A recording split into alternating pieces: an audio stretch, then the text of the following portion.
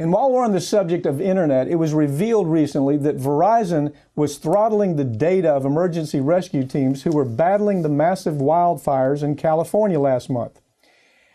Let me ask you about this topic. This is what we were talking about when we saw them messing with the internet. Right.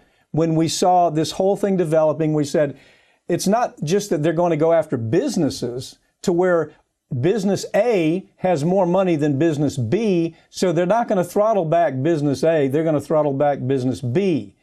This is the same deal. Here you have, these people are trying to save lives.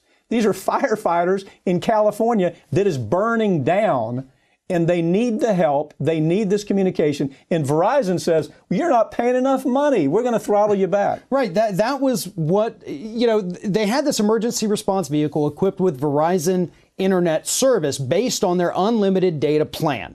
That's what the firefighters out there had. That's how they kept in touch with one another, let them know where to go, where to be, who to save. They call Verizon tech support because they're saying our data is not fast enough. We can't do our jobs. And the tech support says, you should buy a better plan. Why don't you upgrade your plan instead? Because there's nothing we can do. And now Verizon is trying to argue, because they're being sued, well, that was a customer support mistake. We would never intentionally do that. But you did. They did it. They did it. They said to the firefighting organization, you're important. We know California's burning down. We know you're trying to save lives. But we've got some competitors out there. We have independent businesses that want this time. They want this. They want this space. So we're going to throttle you back. It's the golden rule. It's the golden rule. The people with the gold make all the rules. That's the way Verizon has always looked at it. Take a look at Verizon's record. You've done stories on it. You've written articles in the Trial Lawyer magazine about it. Verizon is the ugly of the uglies. And so now they're caught, and it's so bad that they actually, when they asked for comments, they lie.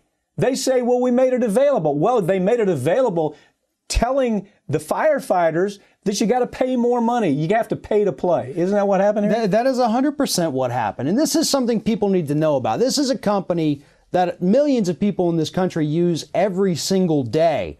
And they literally just prove to you that they're going to put their profits trying to sell a better data plan over the lives of these people in California, because people died in these fires. Yeah.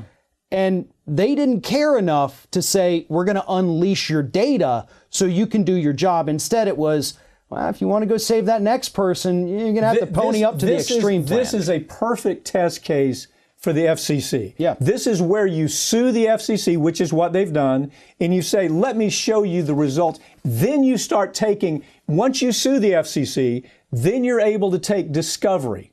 You're able to take depositions. Tell me who approached you while this was going on, Mr. Pai. Who did you communicate with? They can follow the trail on how the FCC is now owned and operated by big corporations. So, if I were to look at a case and I'd say, give me a good fact situation, it doesn't really get much better than this. I mean, imagine what they're doing to the regular user. If they're doing this to to these people trying to save lives, imagine what they're doing to some small website that's simply trying to get a message out there, but they're competing with CNN or they're competing with MSNBC.